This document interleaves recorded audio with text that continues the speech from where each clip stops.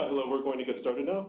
So just before we begin, a little bit of housekeeping. I'd like everyone from NYMTC staff to please raise your hands. So in the event of emergency, there are emergency stairwells that can be identified by the red exit signs above the two doorways. If we need assistance to evacuate, talk to one of the NYMTC staffers, and they'll assist you in getting out of the building. If by chance you need special assistance to get out, also let an NYMTC staffer know, and we'll make sure that you get out safely. So, hello and welcome to this NYMTC Regional Trend Series Brown Bag event. Today's presentation is Freight Rail's positive impact on the economy, employment, and the environment in the New York metropolitan area. My name is Jo Knepper, and I am part of NYMTC staff. I'd like to introduce you to our two speakers. First, we have Jo Knepper, who is the New York State Director at GoRail. Melissa will discuss the benefits of rail freight and how the railroads play a fundamental role in the nation's economy. Melissa joined GoRail in March of 2019 after serving as a legislative staffer with Pennsylvania Senate.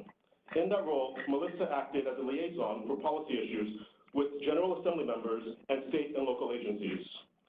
Prior to that, she served as a campaign manager for a successful Pennsylvania Senate race. Additionally, we have James Bonner, president of the New York and Atlantic Railroad. James will share a brief history of the NYA, the customer it serves, the commodities delivered, and the connection of the rail freight industry to the economies of New York City, Long Island, and the nation. James has 23 years of service with the railroad industry, and he has worked in all aspects of railroad operations, including from tracker laborer to railroad president. After the presentation, we will take a few moments to talk to people online and get your questions answered. After that, both presenters will go around the room to answer your questions individually about the presentation. Please join me in welcoming Melissa and James.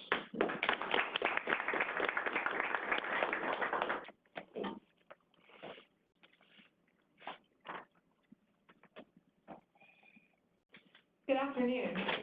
My name is Melissa Knepper, and I'm the State Director in New York representing GoRail, a national nonprofit organization focused on promoting the public benefits of freight rail.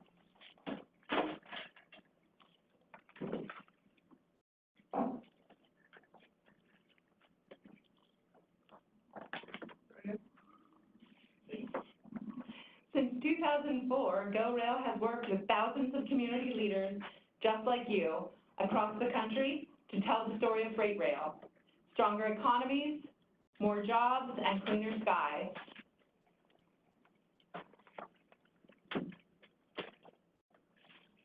GoRail is a national grassroots organization promoting the public benefits of rail. Our team of state directors travel the country to educate, recruit, and mobilize the public in support of freight rail. We work to build support for policies to expand a nationwide rail network, support legislation to expand rail capacity, and oppose legislation that would shrink capacity.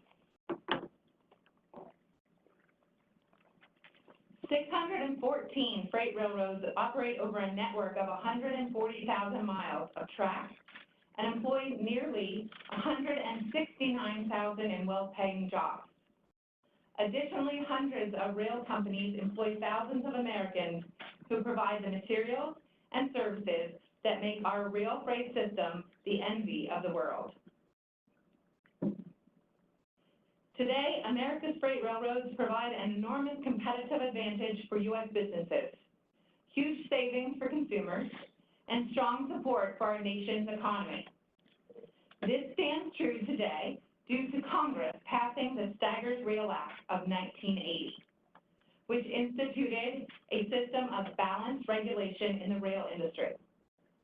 Since the Staggers Act was passed, average rail rates have fallen 44%, train accident rates are down 77%, rail traffic volume is up 90%, and railroads have poured more than $685 billion of their own funds back into the system.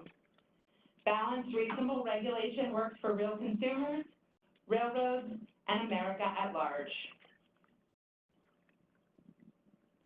Our everyday lives are impacted by the way freight is shipped. Highway congestion, taxpayer costs for infrastructure damage, fuel use, air pollution, business costs, and the prices we pay every day are heavily impacted by freight transportation costs. The time to act is now. We must develop alternatives for moving freight. In 2012, 19.7 billion tons of freight was moved. Transportation experts predict that the total volume of freight will increase by 35% in 2040. And it's estimated that the total volume of freight moved will be 28.5 billion tons. The improvements made today in the freight rail industry are even more important for tomorrow. Can you imagine that many trucks moving on our interstates and local roads? Railroads account for about 1/3 of the nation's intercity freight volume and also move about 1/3 of all U.S. exports. Today's freight trains haul just about everything that keeps America moving. From the food on our tables, to the cars we drive, to the shoes on our feet. The energy used to generate more than half of the nation's electricity, and the pizza and beer that moves through the metropolitan area, but I'll let James tell you more about that a little later in our presentation. Through intermodal service, freight shared by trucks and trains, railroads move about 12 million trailers or containers a year. That means less traffic on our roads, less pollution in our skies, less waste of energy, and safer highways. In fact, intermodal has been the fastest growing segment over the past 20 years. New rail facilities adjacent to or on docks improve efficiency at ports and benefit residents by reducing truck traffic and improving air quality. New gate and optical scanning technology allows trucks to move freight through facilities faster and improves productivity. High-tech cranes, more efficient loading and unloading of trains increase the number of container lifts per year. Expanded track capacity helps meet the needs of existing customers and provides foundations for future growth. Terminals in new and underserved markets provide intermodal access to small and medium-sized shippers for the first time. Continued investment in the freight industry enables freight railroads to meet the changing needs of their customers. From technological improvements to new facilities, railroads provide access to efficiency intermodal services, benefiting the U.S. economy and you. Have you ever wondered what's on that train? One freight car can carry enough coal to power 21 homes for the year, enough ammonia to fertilize 770 acres of corn, enough framing lumber for 5.5 homes, enough corn to feed 37,000 chickens for life, enough grain to make 258,000 loaves of bread, and enough crude oil to make 13,500 gallons of gasoline. America isn't America without freight rail.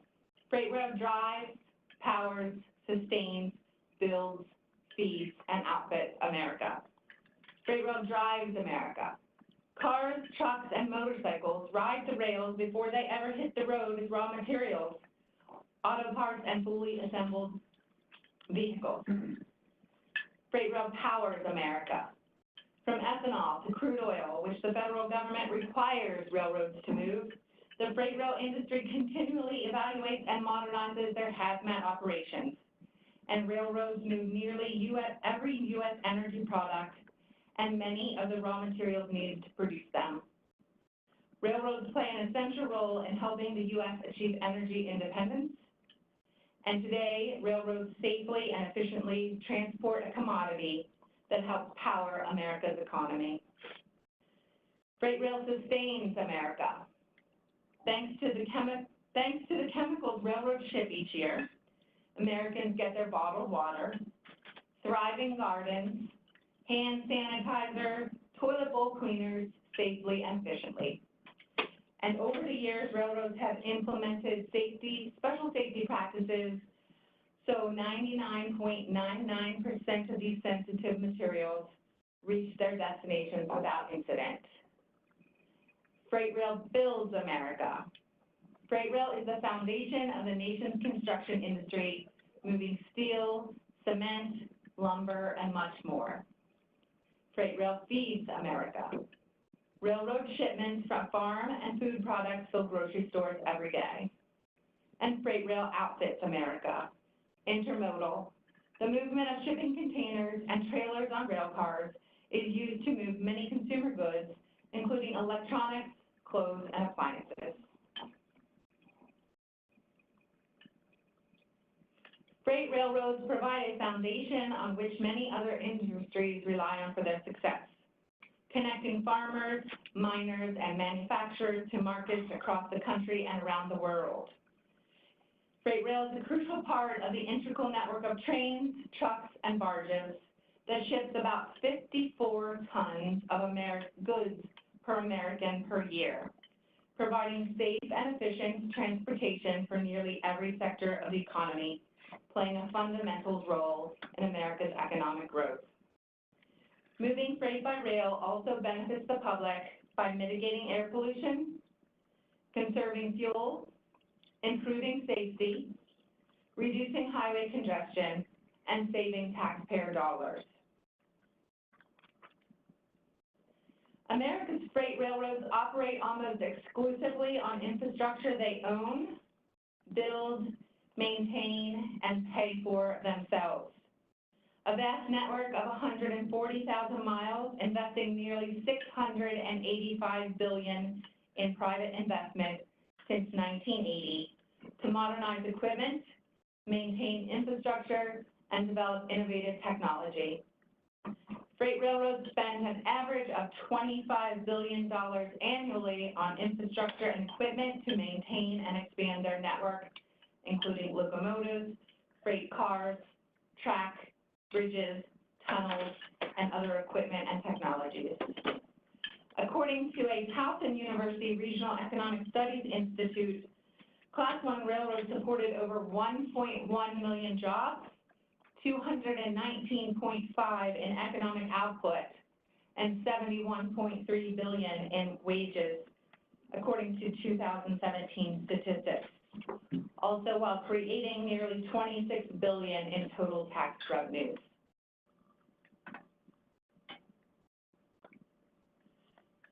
In 2017, freight railroads employed about 170,000 workers, whose average compensation exceeded $125,000, 60% higher than the average American worker. Over 80% of the Class I railroads employees are unionized, and nearly 20% are veterans. Railroads sustain over 1.1 million additional jobs at companies that provide goods and services to railroads, or the recipients of spending by employees of railroads and their suppliers.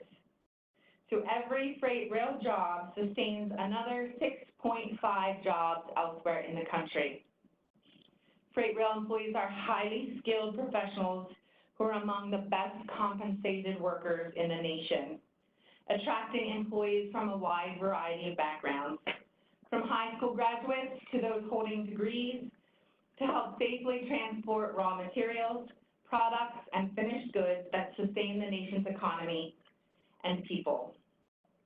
Railroads provide the opportunity to build lifelong careers in fields such as engineering and dispatching, law enforcement, information technology, and industrial development.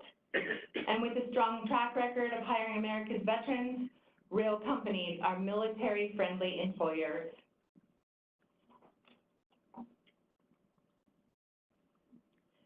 Freight rail is the cleanest, most efficient, most environmentally friendly, sound way to move freight over land. From advanced locomotive technology to zero-emission cranes, freight railroads leverage technology to minimize their environmental impact. U.S. freight railroads can move 1 ton of freight on average 479 miles on 1 gallon of gas.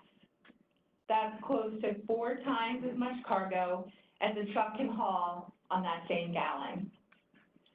Moving freight by rail means cleaner skies and healthier lives. Freight rail accounts for only 0.5% of greenhouse gas emissions in the U.S. and just 2% of transportation-related sources, according to the U.S. Environmental Protection Agency. One train can carry the freight of several hundred trucks, reducing highway gridlock, the cost of maintaining existing highways, and the pressure to build new expensive highways. Since 1980 and the passage of the Staggered Rail Act, railroads have doubled the amount of fuel they move while since 1980 and the passage of the Staggered Act, railroads have doubled the amount of freight they move while using virtually the same amount of fuel. Freight rail works to keep communities safe. There's a direct correlation between the increase in rail investments and safety performance. Recent years have been the safest on record for the rail sector. According to the Federal Railroad Administration, since 2009, the train accident rate is down 10%, the equipment-caused accident rate is down 11%, the track-caused accident rate down 26%, the derailment rate down 9%, and the employee injury rate down 16%. Again, railroads rely on advanced technologies, including sonar, infrared, and ultrasound, to monitor the condition of passing trains and the track beneath them. They also use drones to assist in bridge inspections and extreme weather events. Intelligent sensors are positioned around the track to gather network data on the locomotives and components of about 1.6 million rail cars. So the data allows the railroads to predict and prevent safety issues. Positive train control. PTC, an anti-crash technology that monitors speed restrictions, track signals, and communications to prevent train collisions and derailments caused by human error. A set of highly advanced technologies designed to automatically stop or slow trains before human error incidents. So an update as of July 2019, 100% of locomotives are equipped, 100% wayside units are installed, 100% radio towers are installed, 100% of the employees are trained, and 91% of the PTC required route miles are operational. Network-wide, Class 1 freight railroads remain committed to safely implementing positive train control, and they will meet all deadlines required by Congress by the end of 2020. PTC has to be fully implemented.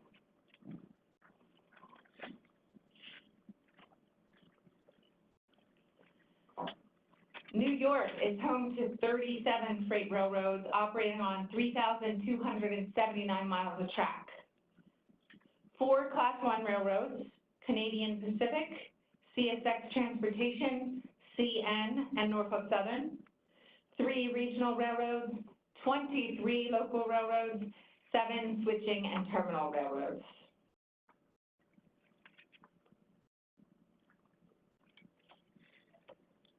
I just wanted to share a little bit with you about the short line tax credit.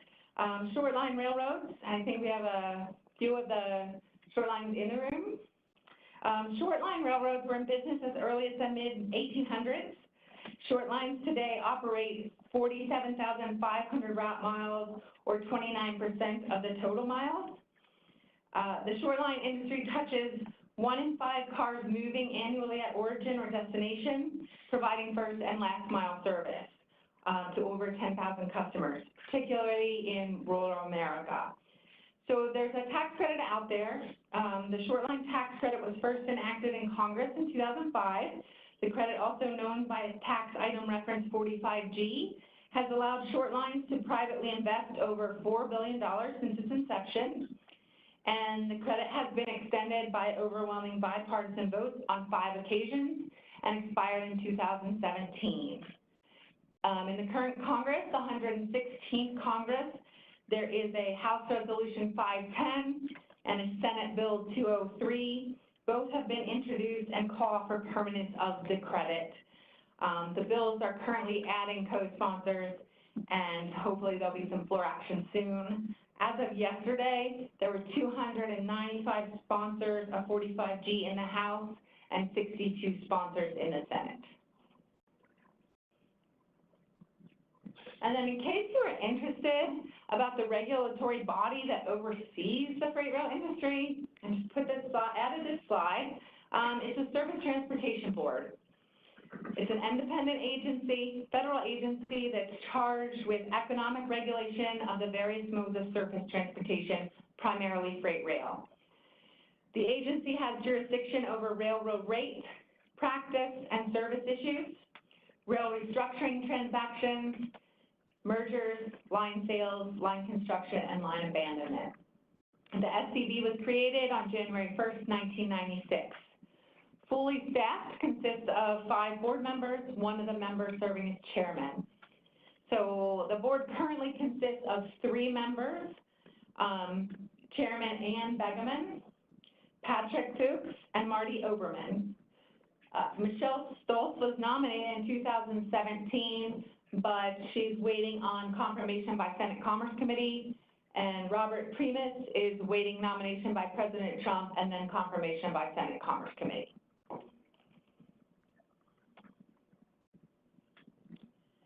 Since 1980, America's railroads have been reborn with a customer-focused, market-based approach to railroading. The Staggers Act of 1980 has greatly benefited railroads, their customers, and the economy at large. Smart freight rail policies will power economic growth, protect the nation's freight rail infrastructure, and preserve the balanced regulatory environment that was set forth in the Staggers Rail Act, allowing railroads to reinvest and provide safe, innovative, efficient networks. A quote from the Railroad Study, printed in 1877 in Harper's Monthly Magazine. Among the social forces of the modern world, the railroad holds unquestionably the first place.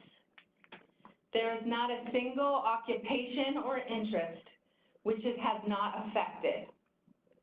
Agriculture, manufacturers, commerce, country life, banking, law, and even government itself have all felt its influence.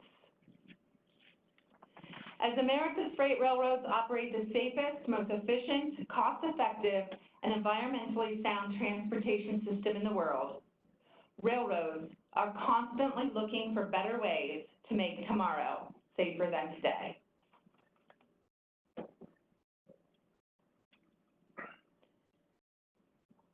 So this slide provides my contact information. Please feel free, I'll be around after James' portion of the presentation to talk to you about specific questions and concerns, but please feel free to jot down my information. I do have some GoRail folders that include my business card, and I love train stickers on the table up front, but I'm happy to be a resource at any time. And at this point, I'd like to turn the podium over to James Bonner, President of New York and Atlantic, to tell you about freight rail in New York's metropolitan region.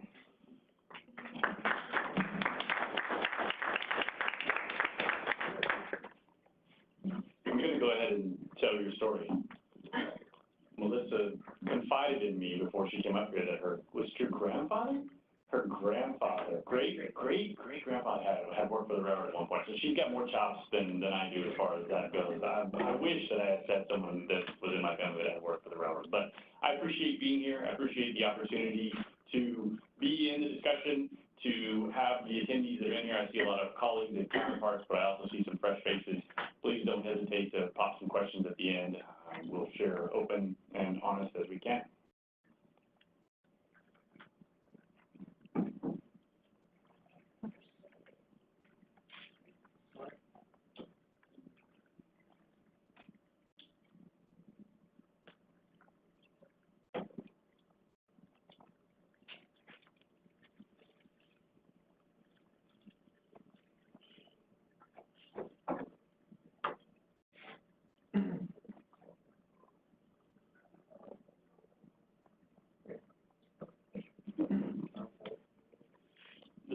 somewhat of a polarizing picture with our staff.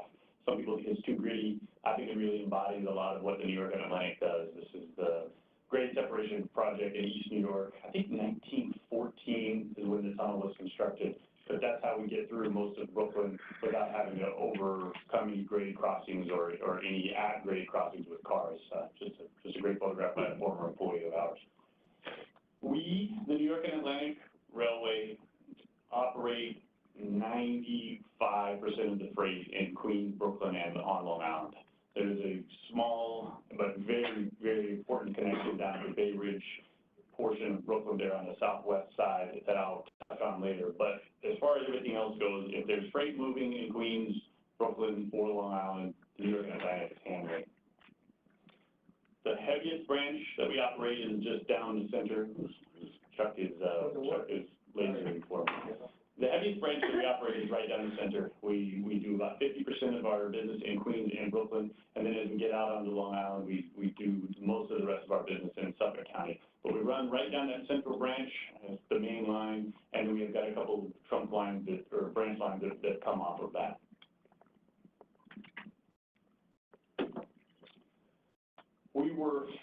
Our company was formed in 1996. We started operating freight on Long Island in May of 1997. It was quite an undertaking. We had to take over the former freight operation from the Long Island Railroad. I think a lot of people that are from New York are aware that the freight was kind of falling off. It certainly wasn't the priority of Long Island Railroad in the early 90s, as much as passengers were, and rightfully so. And so they decided to bifurcate that franchise.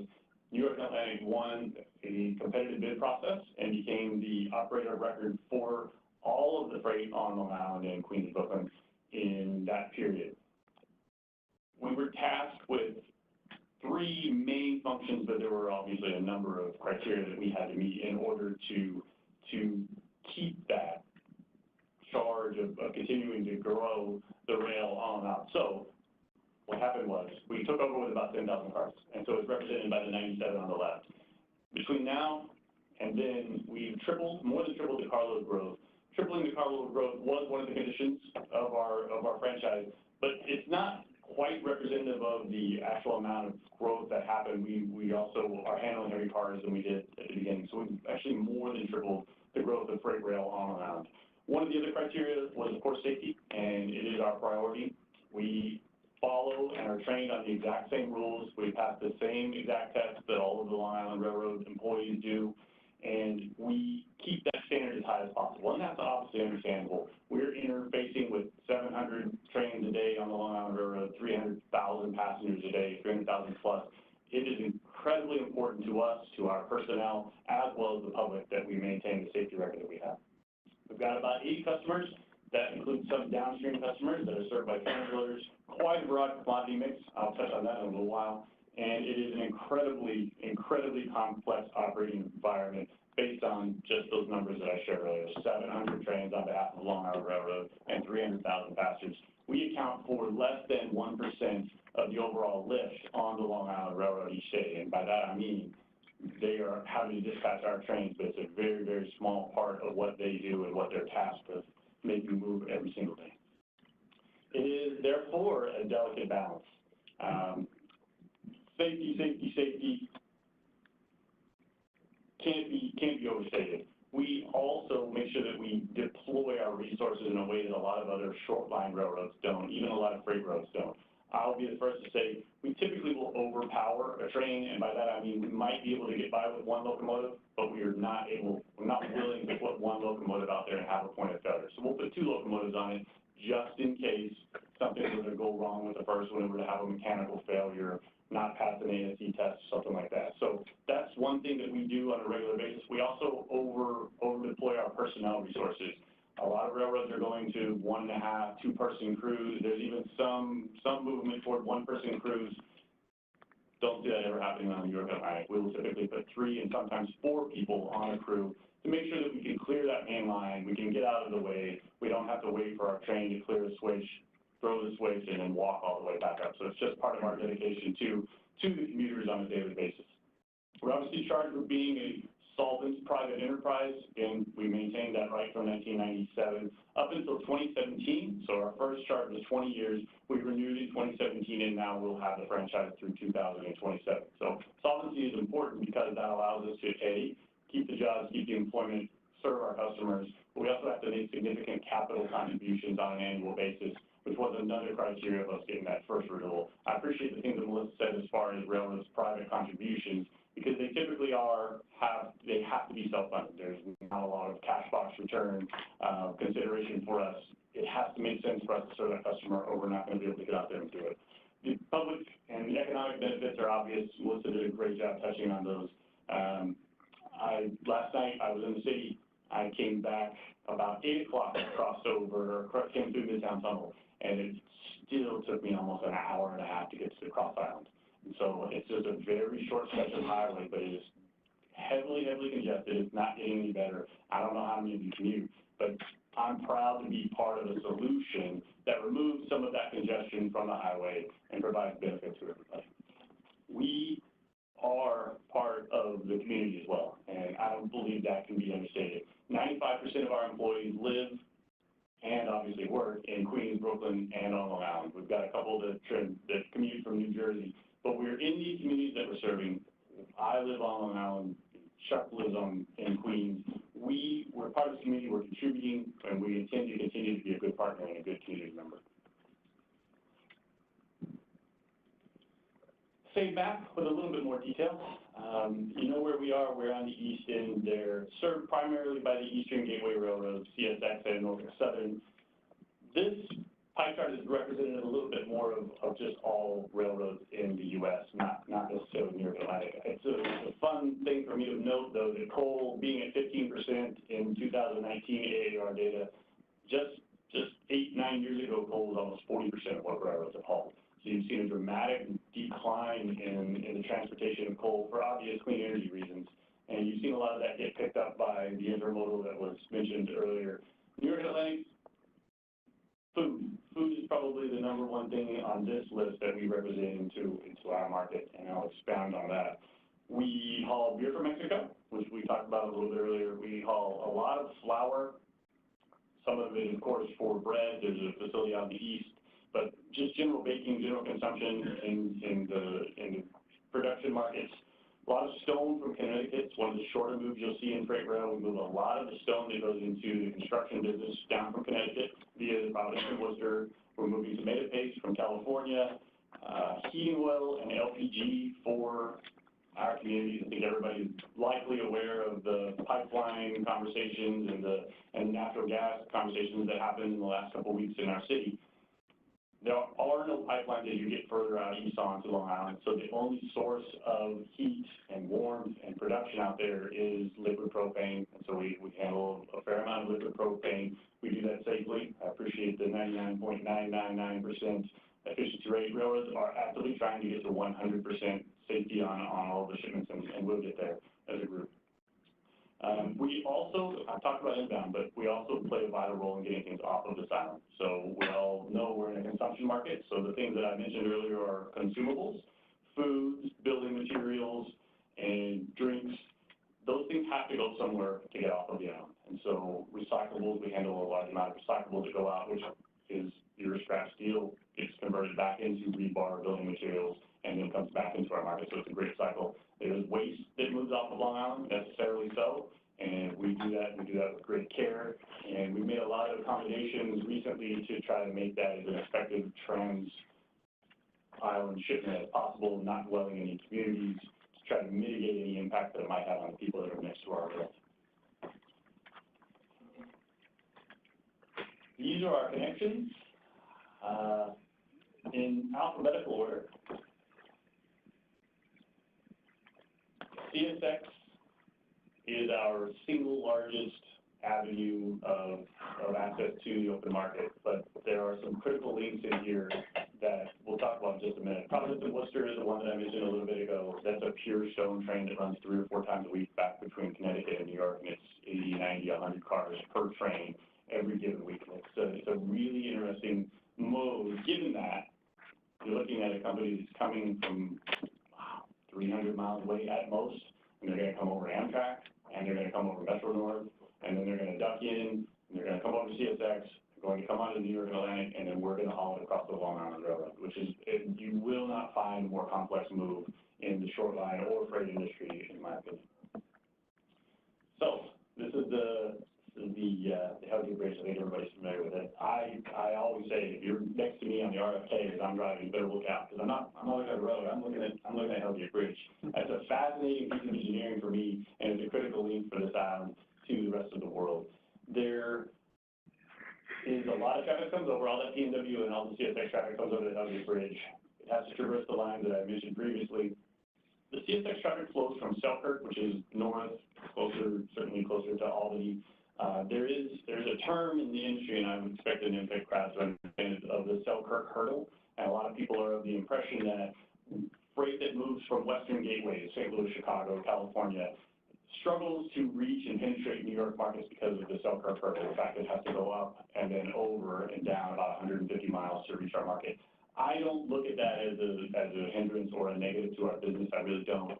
CSX's water level route is one that allows them great flexibility to go up north and avoid all of the Appalachian Mountains. And so they have a lot of density on that line. So adding a few more cars in there is easy for them to do, and it's something that they've done very well. We've got a great connection with them. So Selkirk hurdle is certainly something that we want to talk about, but I don't believe it's the reason that a lot of freight is not coming into New York. Our Providence and Worcester traffic flows over that same bridge, and it's incredibly important to preserve that capacity. I'm well aware, Maura and I talked about it a little bit, of the Metro North plan to put in the 40 stations, come over the Hellgate Bridge through Queens and into Penn Station. I think it's wonderful for people that live in the East Bronx. There are currently 2 passenger trains and 1 freight train. So any plan that makes mobility better for people and doesn't eat into freight opportunities is one that I will certainly support. It is, however, incredibly important that we do keep that one track open, and that planners at Metro North, Long Island Railroad, Amtrak are constantly keeping in mind that the freight coming down that line is critical and it's going to be growing. This is the other one. This is the one that I was mentioning earlier that was on the southwest side on the Bay Ridge branch. This is the NYMTC, formerly known as Cross Harbor. The Port Authority wholly owns the entity now.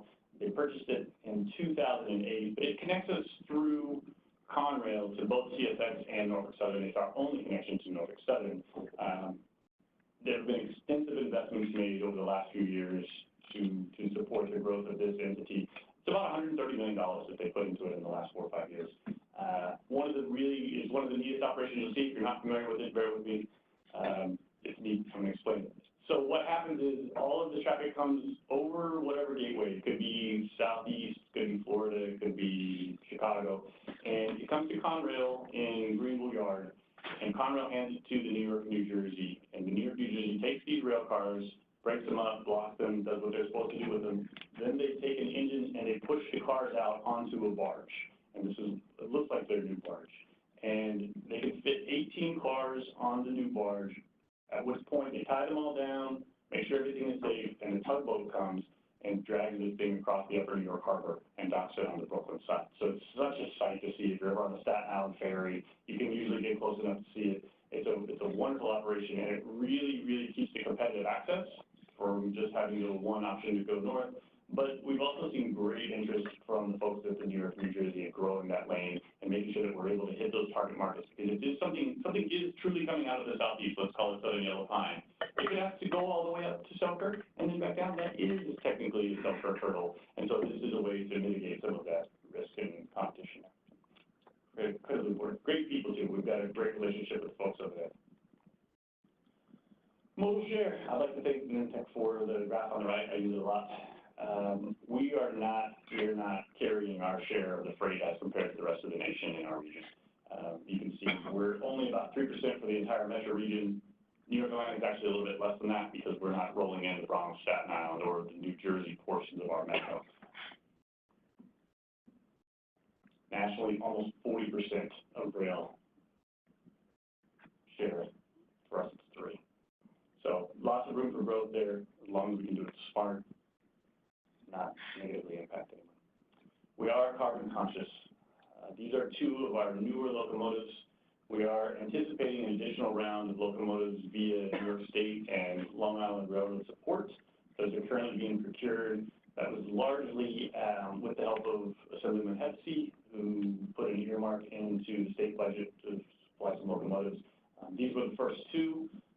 Subsequent to those, one of our customers, Waste Management, actually partnered with the EDC to get a Tier 4 locomotive from a company called KLW, which has been fantastic.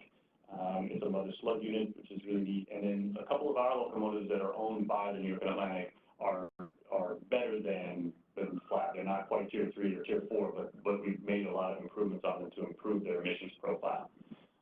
Melissa talked about a lot of these. The one that I really like is we move a third of the export and a third of the intercity volume as an industry, and yet we still only account for 2% of the total emissions.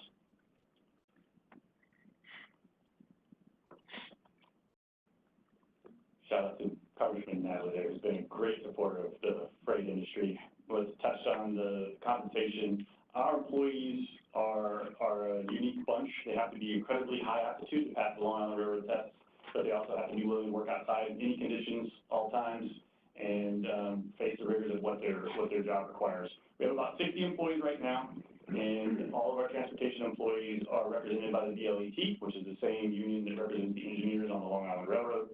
And a locomotive engineer will receive over 3 years of training on the job before they're allowed to haul a mainline train on top of Long Island Railroad. And that's what caused, and again, incredibly high level of aptitude. I've got nothing but great things to say about our crews. We have a fully contained locomotive maintenance group who does all of our locomotive repairs in-house. Same with our track maintenance group. They handle all of that, and we've got a team of about 6 people to handle that. We have rigorous testing and training rules. We are at or more stringent than most federal rules on the standards that we set for ourselves. Tale of two worlds, tale of three railroads. There are 3 different types of railroads in this picture. You've got passenger only, which is going to be Penn Station, Herald, and Milwaukee. You've got freight only, which is going to be us in Queens and Brooklyn. And you've got joint operation, which is going to be us on top of the Long Island Railroad, east of Jamaica. It makes for an incredibly complex environment. I keep mentioning the 750 trains and the 350,000 passengers. We do not have to deal with that necessarily in Queens and Brooklyn, but we do as we go further east. But what our real struggle is the fact that we're operating in 2 completely different environments on a daily basis. One of them, we've got 24/7 access. We can run hither and yon at our pleasure in Queens and Brooklyn. As we get out east of Jamaica, we have to make sure that we're accounting for the commute, and that's incredibly important to us. It also changes the ability to locate business and put places where we want them as far as customers go. Queens and Brooklyn, there's not a lot of land, and the land that is there is expensive. It's, however, fairly affordable to build in tracks and sidings and switches. As you go further east on Long Island, you're faced with PTC, Long Island Railroad constraints and service outages, and so the cost of putting in customers out east, despite the better availability of lanes, is much more prohibitive. So we're always kind of struggling that yin and yang of where to put someone and how to put them somewhere that best benefits them and the rest of Long Island. At most, we have 5 mainline trains a day. So we run 3-yard jobs per day, typically 2 in the night, 1 in the day, and then 5-yard trains or mainline trains a day. So 2 of those happen during the day.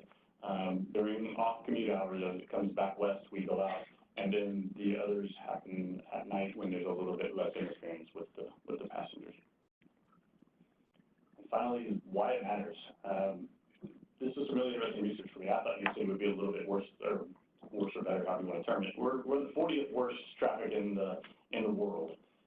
We're only the 4th worst in the U.S. after, I think it's Boston, Chicago, D.C., Chicago, and New York. Right. Chicago might flip over D.C. on that, but we're the 4th. And so anything that we can do to help with that, we want to do. I think it benefits everyone.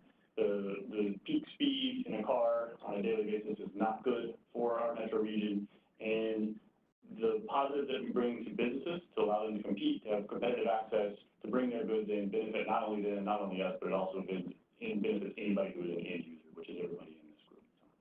Okay.